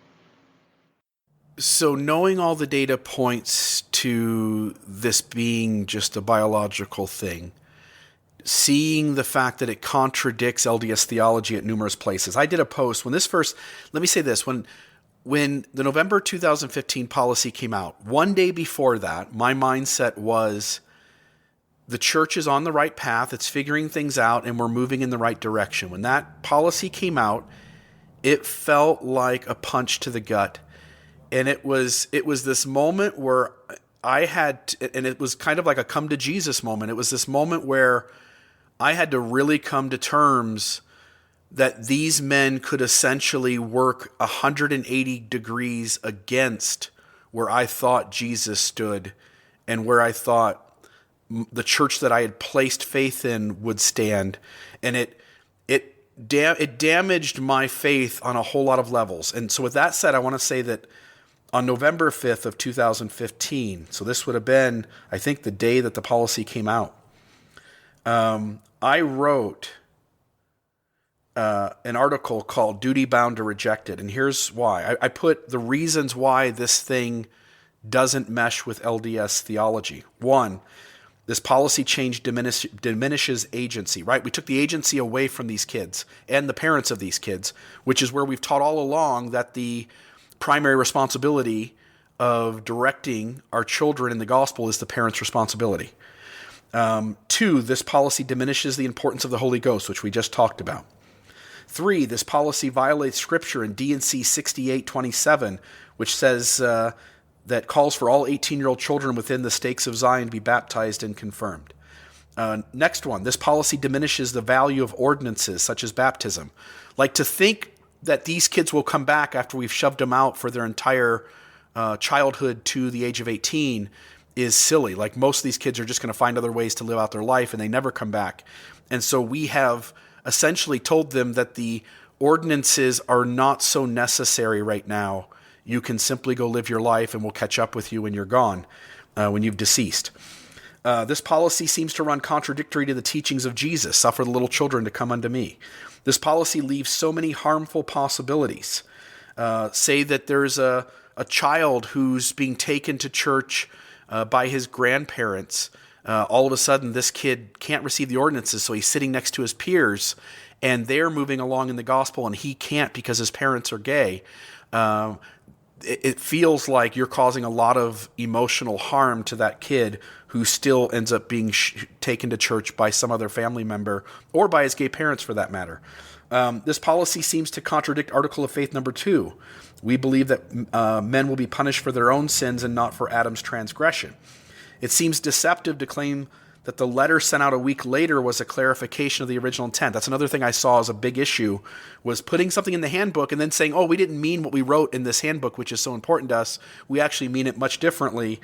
And to do it in a letter form, to risk that letter essentially being lost to the next leader who's called, I think makes room for every ward in the stake to operate unclearly and not knowing exactly what they're supposed to be doing, because all they have at that point is the handbook if that paper gets lost. There was already a policy that would have covered, in all likelihood, most of these situations. There already is a policy that you need both parents' permission for baptism. And as you pointed out, there's other sins out there that we're not enacting these things at all. So with all that said, help me understand, because this is going to get into the next topic, and maybe we'll start on it a little bit today. It gets into the next topic of, if these 15 men can be that wrong, where they sit in a room, 15 of them, smart men, educated men, and they're so determined to hold the ground they're holding, in spite of the fact that what this does so clearly runs against its own theology, so clearly is untenable once you understand it's biological and not a choice, and all of us critics who are being told to be quiet are seeming to come to the right answer long before these guys are. It runs into the problem of, why would I place trust in these 15 men if they seem so incapable of discerning truth in spite of everything flying in the face of this issue? Like, man, it just, this is one of the things I really struggle with, and maybe I'm not framing it right. This is one of the reasons I had to step away, was because I got to a place where once I took back my own authority, once I started to think for myself, once I no longer was blindly obedient, I realized that on 99% of the issues in my life, I deeply, and again, we can argue like, man, maybe I was deceived. I deeply feel like I'm doing better at knowing right and wrong than these 15 men who are supposed to be a guide to me. These 15 men are not supposed to be substitutes for your own capacity to determine right and wrong, and they are not. So I look at this and I say, I look at not just these 15 men, but I look at the vast membership of the church, who I think were raised at a time and a place where culturally and environmentally we're taught that this is how you're supposed to view homosexuality. I don't see these 15 men as being morally superior to the people that I have been surrounded with all of my life within the church. So I look at that and say, I think one of the biggest mistakes we make in terms of how we deal with our leadership in the church is in assuming that somehow these men are different from us. I don't think they are. I think that if you were to gather 15 men in my own ward, I don't know what percentage of them would have those same kinds of feelings about homosexuality, but I would say it would probably be fairly consistent with where the brethren are. Yeah, we can get into that. I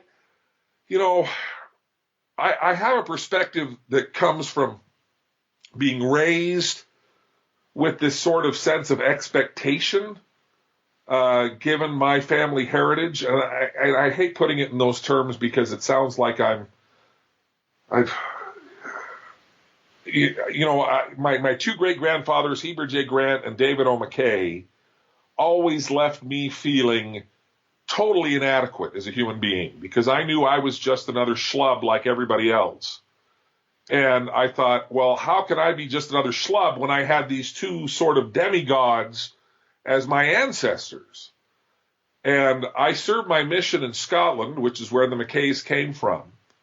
And I actually served 6 months up in Thurso, Scotland, which is near the northernmost point of the British mainland, where the McKays actually joined the church. And I visited what's left of the home where David O. McKay's grandfather accepted the gospel. It's this stone croft in the middle of a field that the roof is collapsed. I don't know how much, that was 30 years ago, so I don't know how much of it is still left.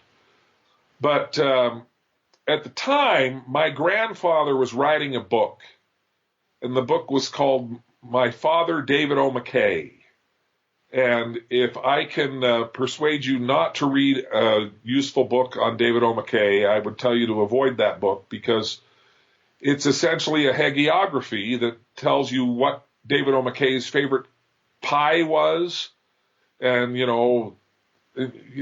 stuff that doesn't matter. And it doesn't, reading David O. McKay and the Rise of Modern Mormonism versus reading this book, it's night and day. This book is just to tell you what a great, great human being David O. McKay was, and he was a prophet, and he was on a pedestal, and you should look up to him, and all of that. But at the time, when I was serving in Thurso, my parents sent me a copy of David O. McKay's missionary journal, unedited. And it was a huge revelation to me. Because David O. McKay, bless his heart, was a terrible missionary. He wasted a lot of time. He went and toured whiskey factories in Glasgow while he was in Scotland. He would complain about the locals, and he talked about this haggard woman that threw a gospel tract back at him when he tried to give it to her, and he'd say, I'd as lief die as distribute tracts. That he hated tracting that much. He missed his girlfriend. He didn't baptize anybody, although he was sort of called into mission leadership fairly early into his mission, so he didn't really spend a lot of time proselyting. But the time he spent proselyting, he had a miserable time. And I read that journal, and I read that in the context of my entire life feeling inadequate and small because I was David O. McKay's great-grandson, and I was still nobody, and I wasn't the righteous person who could be a prophet. And what I took from that journal was, well, gosh, if he can start there and get to where he got, then maybe there's hope for me after all. And I think we do this huge disservice to the youth of the church by putting these men on a pedestal and saying, look how much better they are than you. Because what we should be saying is, you can be them too. They are just like you.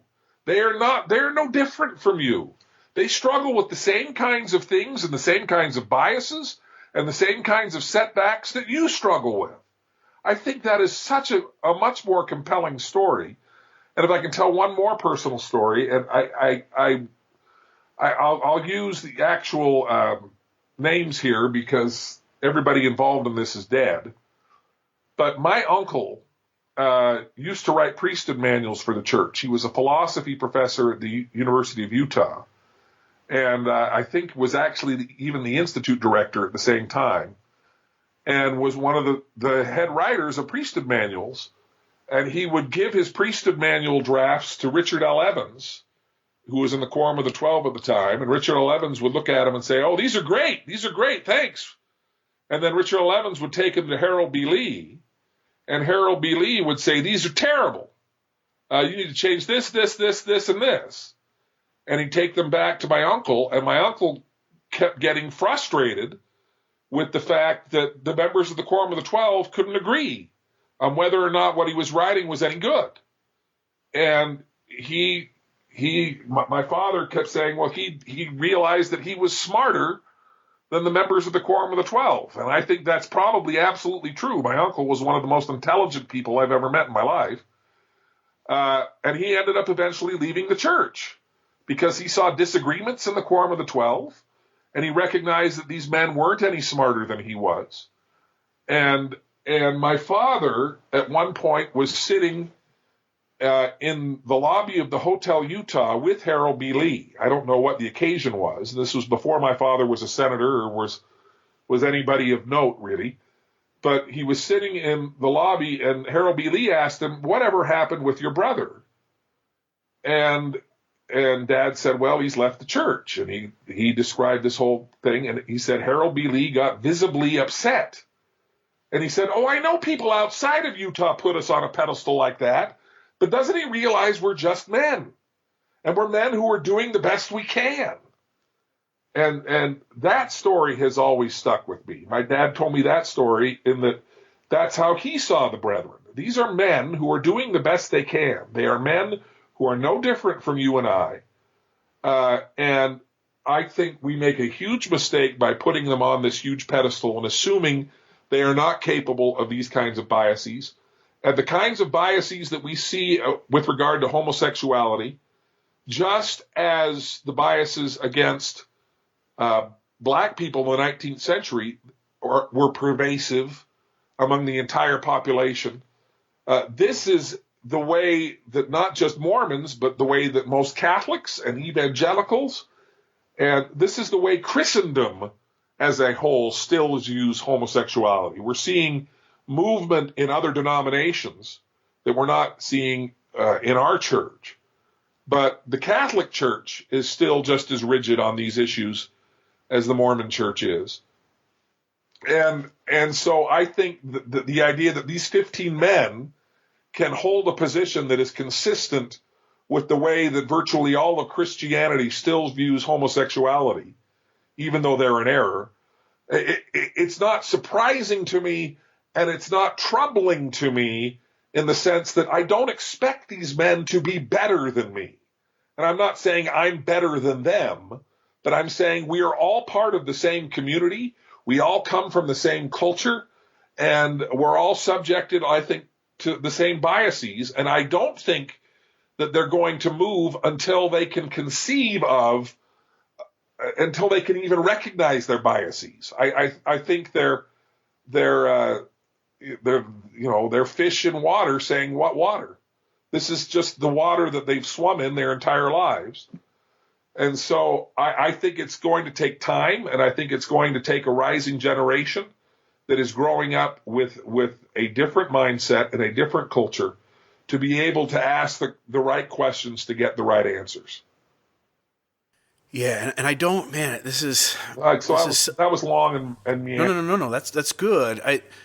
This is such a for me. It's such the crux of the entire problem, and so I'm going to struggle to word this right, but I'm trying to convey to you why this hill that we're talking about is so crucial to the entire conversation, which is my as I sat from a 17-year-old convert, and as I originally took the church's stance on every issue, like my father-in-law sat down and said, Here's what the church taught on this, and I just accepted it full, all across the board.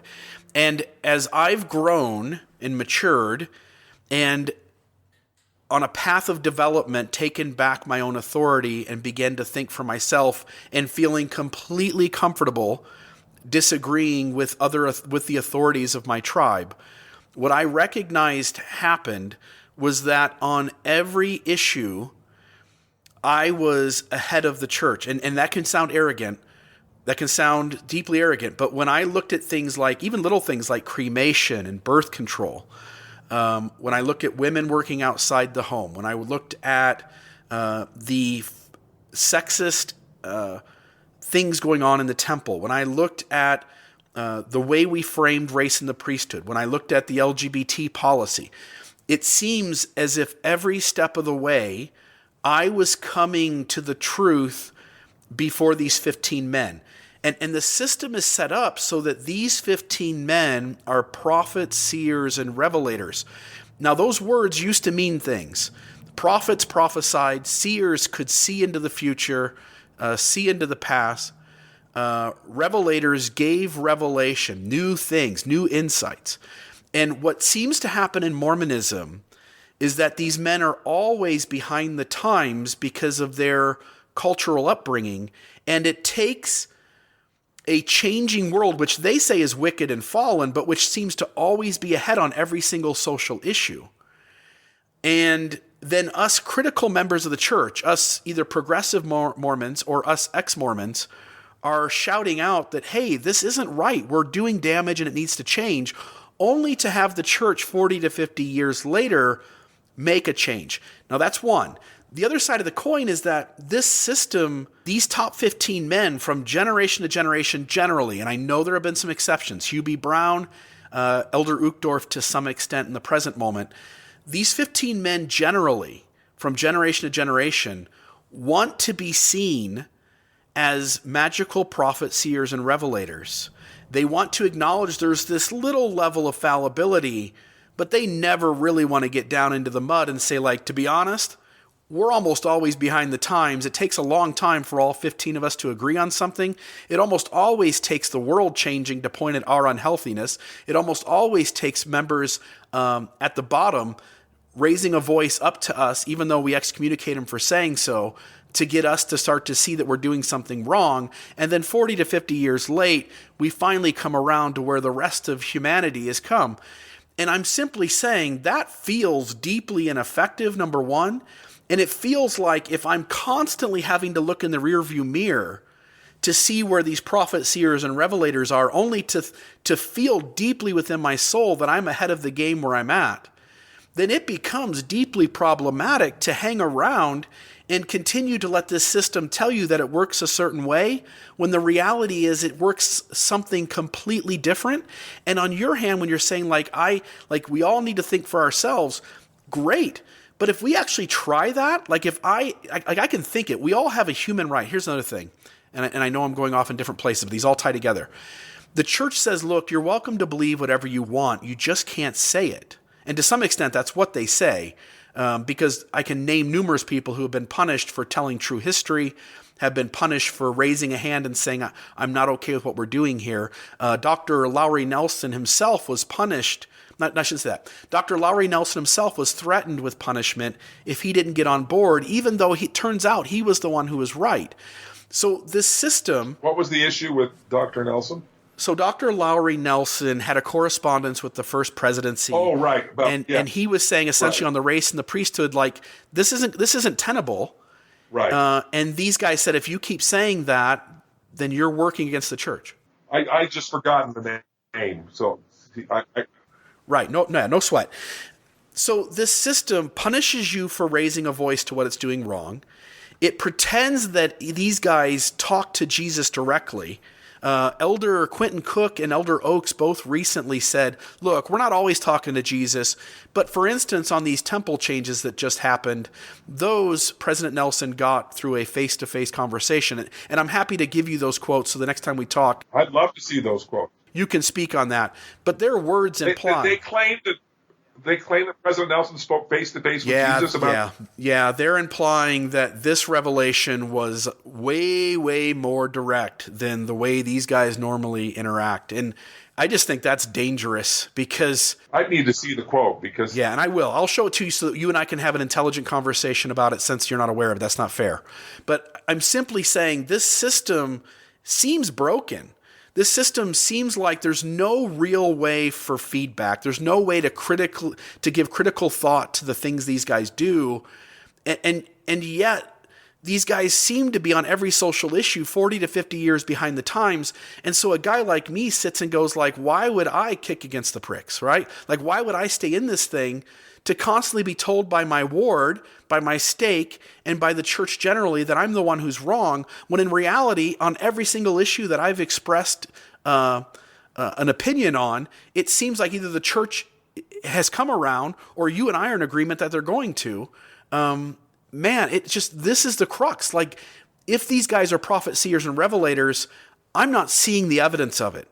I don't see anything that indicates to me that these guys are acting above and beyond what 15 professional businessmen who want to maintain a theology and who grew up in a social context of 40 to 50 years ago would act.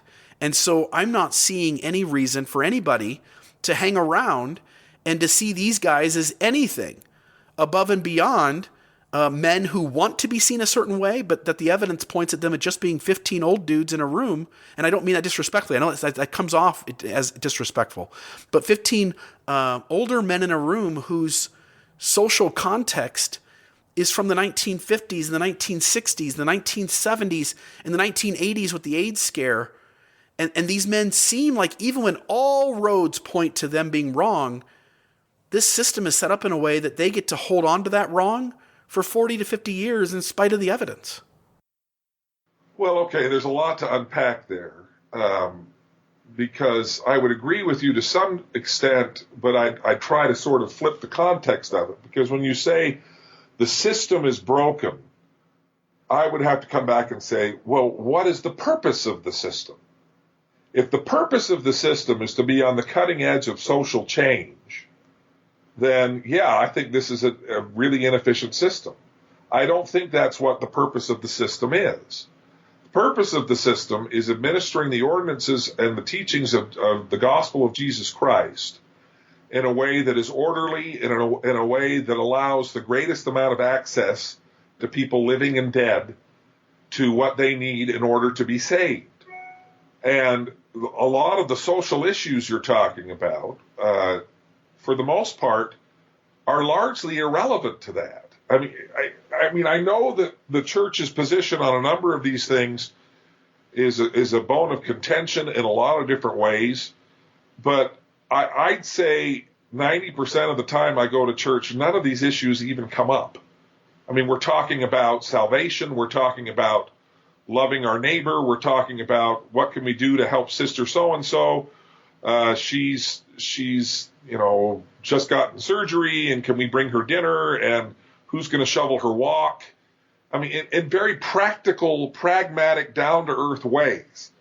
And I think that really is the lived experience of most members of the church, far more than any kind of controversial social issues.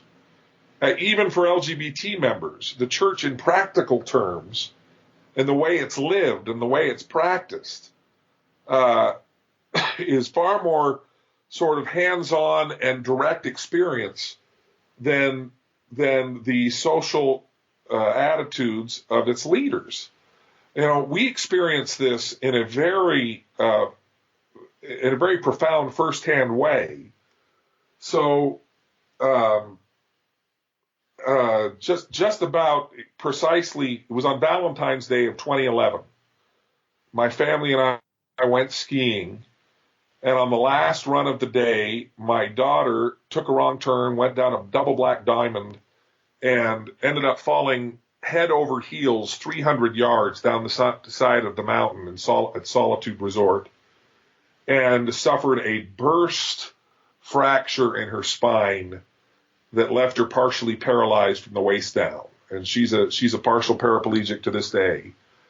And after that happened, our ward came to our house. They cleaned our house. A contractor in our ward remodeled our house at no cost in order to make it handicap friendly. We got meals delivered to our door for months. The entire ward just sort of descended on us and buoyed us up as we were dealing with this huge setback in our lives. And there's no other organization like that does that. I know there are other churches that do that. I'm not trying to say that makes our church truer than any other church. But what I think it does is it demonstrates what the experience of living in this church really is. And it's more than just, well, I disagree on these social issues. I mean, when you say the church, the church accommodates people with all kinds of different points of view, I think in far greater latitude than your assessment would allow for. I really believe that's true. I mean, I can remember growing up and having all kinds of arguments with liberal Democrats and whatever else, who were active, faithful members of the church whose membership was never in question, who had very different positions on social issues. And I think the church starts to take action against people when they start to sort of mobilize against the church, when they start to take public stands and try to persuade people to oppose the church. I don't know if my conversations with you are going to get me into trouble. I don't think they will, because even as I say, oh yeah, I don't disagree with the church, I'm not trying to mobilize an army to go up against the church and say, you need to change this policy or else. I'm saying I disagree. And I've been saying since the 2015 policy, and you can still go back and read my blog, I've been saying this is why I disagree. I sustain my leaders. I recognize their authority, and I am not going to, try to stage a coup. I recognize that you have the authority to do this, but I do not agree with my leaders on this issue and on these issues. But I think the vast majority of what these 15 men do and what they teach is uplifting. It is of value. It is of God. And the way people experience the church firsthand in terms of the kind of practical concern that we have for our neighbors that we wouldn't know if it weren't for the church, that we wouldn't have any interaction with if it weren't for the church. I think there is such tremendous value in that if we start to think that all the church is just a bunch of men who are backwards on social issues, we are missing the vast majority of the lived experience of members of the church that is of extraordinarily value and does a tremendous amount of good in the world, both in and out of the church. Yeah, I see Mormonism as doing ethnocentric tribalism really well. In other words, if you and I heard what you just said in terms of in and out of the church. So I agree that the church does do good outside the church as well, although I would probably debate you on the scope of that and the amount of energy and resources spending that compared to what they have available. That said, I think they do ethnocentric tribalism really well. What, if you say ethnocentric, are you saying racial? No, I'm saying that if you look and talk and walk like a Mormon, this community will love you and serve you to the nth degree. Well, look and talk. I want to push back fairly hard on that, because I think in the Hispanic community, for instance, you see a tremendous amount of brotherhood and acceptance of people that don't look like me. I don't think ethnocentrism and look like a Mormon implies, I think, a racial element that I think is belied by the lived experience of members of this church. I think with the exception of what we've done with blacks in the priesthood, I think the church's greatest growth now is taking place in areas where people do not look and talk like the white guys in Utah. No, that's not what I mean. So if in various wards and stakes across the globe of the church, and again, I understand that in places that are less connected to the culture of Utah and the way in which these leaders present ideas. In other words, the further you get away from the Wasatch Front, the more ability for local leadership to kind of maybe do their own brand of things without being as heavily influenced by the culture of what's here in Utah. But that Mormonism does a really good job. And again, I can only speak to, I lived in Ohio and I've lived here in Utah. And there certainly are differences. There are things about the Utah church culture that in some ways disgust me. But recognizing that even in Ohio, in this the mission field of the church, that when somebody came to church and when they looked like they fit what we culturally say is like, this is what a good Mormon is, then we served those people and they served us, and we were right there in any emergency they had. That anybody who was outside the church, or even those inside who didn't quite fit the mold, we begin really easy in Mormonism to create boundaries and to create us and them. And it's a human thing. I don't mean that it's just a Mormon thing. It's a human thing. But in high demand fundamentalist religions, which I deeply believe Mormonism is one of those, we go to another degree of it. And we create us and we create them, and us are the winning team, we're the good guys, and them isn't. And we go out of our way to serve us. And unless we have and then with them, our motives are either to bring them into the church or to distance ourselves from them if we see them as some way having been deceived by Satan and a tool of the adversary. And we have this language. I mean, we teach lessons on Thomas Marsh and Simon's Rider, and then the overall lesson of don't be one of those guys. And so when I lived in Ohio, I could get away with it a little bit more because I had converted to that ward and I served as a bishop in that ward. But I was still having the people generally begin to start distancing themselves from me. When I came here to southern Utah, even as an active member of the church with a current temple recommend, members of my ward saw me as an apostate, even in my activity.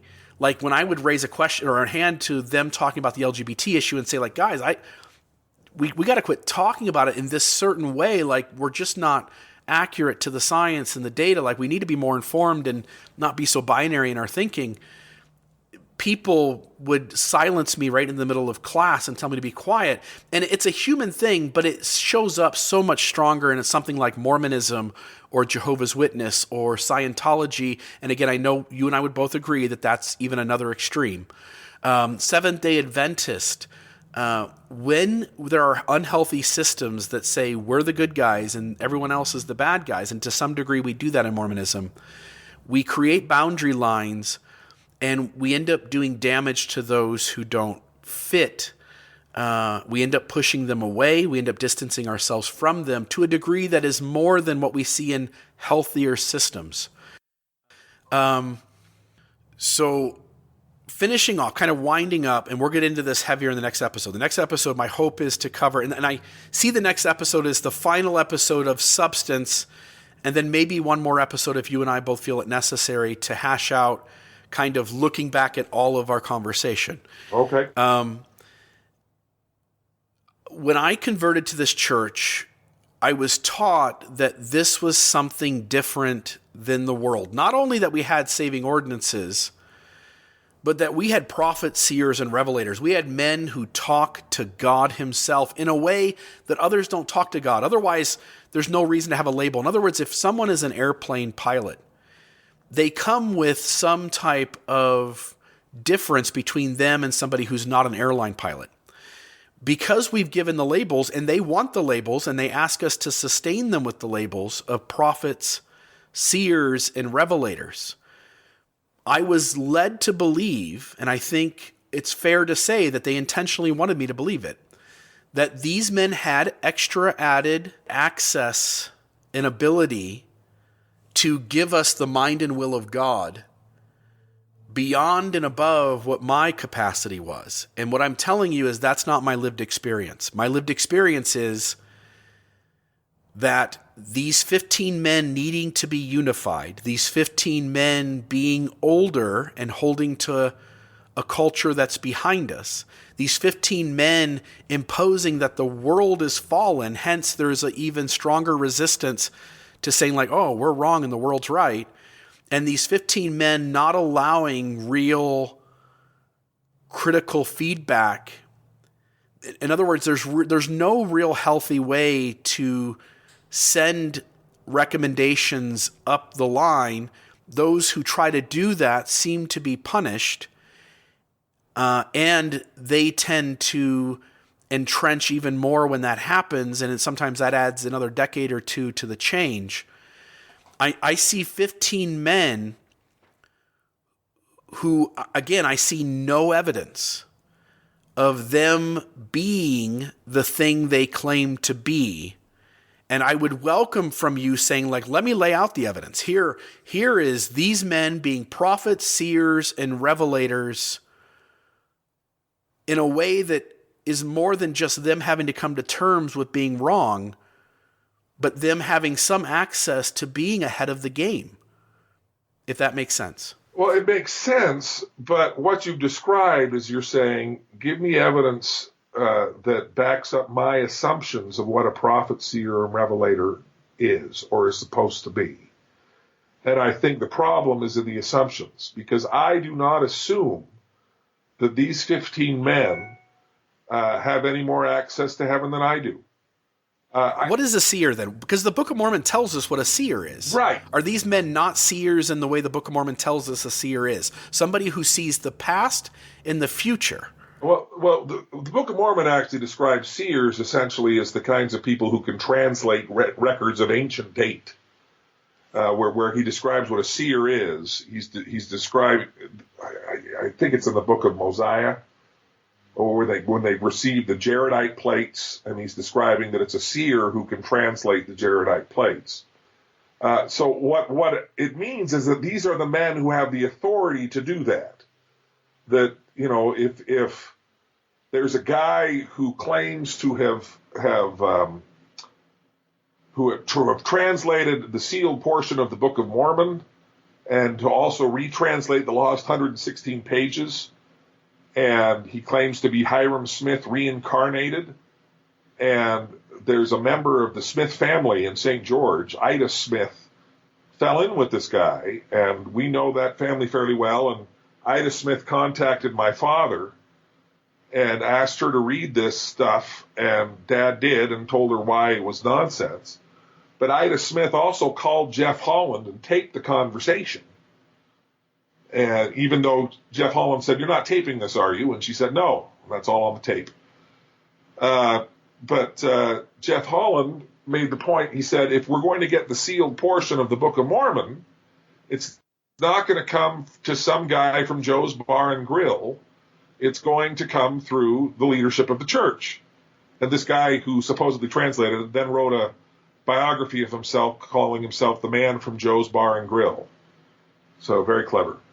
But the point is that these are the men who have the authority that if God is going to appear to somebody in order to do something that he can't do some other way, these are the men he's going to appear to. The idea that God appears every Thursday at every meeting, or even frequently, is belied by Scripture and by every prophet who they describe the encounters with God are extraordinarily rare. They don't happen often.